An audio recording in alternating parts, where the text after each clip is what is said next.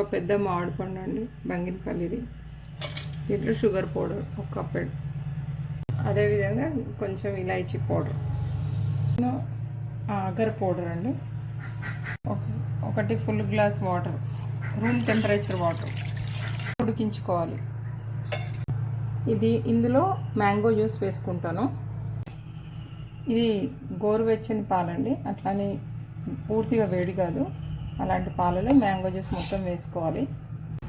ట్రేకి నెయ్యి రాసుకున్నా అండి. ఇది డ్రై ఫ్రూట్స్ ఇలా వేసుకున్నాను, కొంచెం చక్కెర పౌడర్ వేసుకున్నాను. ఇది ఆప్షనల్ అండి, వేసుకుంటే వేసుకోవచ్చు, లేకుంటే లేదు. ఇలా వేసేసుకొని ఇందులో కొన్ని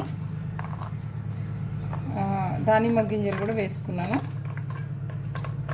ఇలా కొంచెం చిక్కబడింది కదండి, ఇది తీసుకెళ్ళి మ్యాంగో జ్యూస్లో మిక్స్ చేసి కలుపుకోవాలి. ఈ విధంగా చిక్కగా వస్తుంది. ఇప్పుడు దీంట్లో ట్రాన్స్ఫర్ చేసుకోవాలి మెల్లిగా, నిదానంగా. ఇదే విధంగా రూమ్ టెంపరేచర్లో అయితే ఒక హాఫ్ అన్ అవర్ నుంచి 40 మినిట్స్ పడుతుంది, లేదంటే రెఫ్రిజిరేటర్లో 15 మినిట్స్ అవుతుంది. నేను ఇలాగే బయట పెడుతున్నాను. హాఫ్ అన్ అవర్ అయిందండి, కొంచెం గట్టి పడింది. ఇది ఇప్పుడు గార్నిష్ చేసుకున్నాము. రెఫ్రిజిరేటర్లో కాసేపటికి పెట్టుకుంటున్నాను. ఇది రెఫ్రిజిరేటర్ నుంచి తీసామండి, ఇది చూడండి.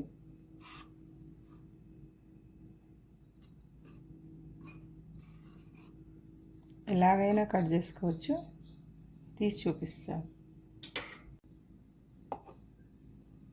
ఇదిగోండి ఎలా వచ్చిందో.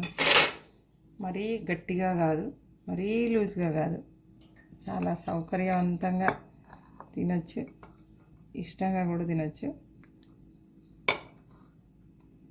ఈ విధంగా ఎవరికైనా ఇచ్చారనుకోండి, మీ ఆతిథ్యాన్ని అసలు మర్చిపోరు వాళ్ళు.